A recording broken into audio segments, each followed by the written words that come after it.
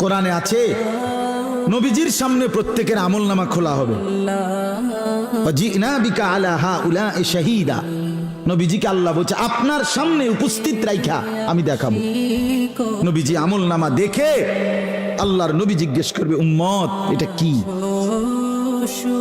উম্মত দিনের পর দিন ফজরের নামাজ কোথায়, জোহরের নামাজ কোথায়? উম্মত 30 বছরের ব্যবসার মধ্যে একটা হালাল নাই। সুদের এত টাকা দরকার, ঘুষের এত টাকা দরকার।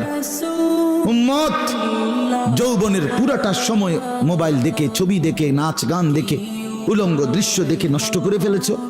আজ আমি কিসের সুপারিশ করব উম্মত? আমি এটা নিয়ে আমার আল্লাহর সামনে কেমনে দেখাবো? আমি কিভাবে বলবো? হযরত মাওলানা তারিক জামিল সাহেব বলেন হাসরের ময়দানে নবীজি আহা বাপ শুনেন শেষ কথা আমার,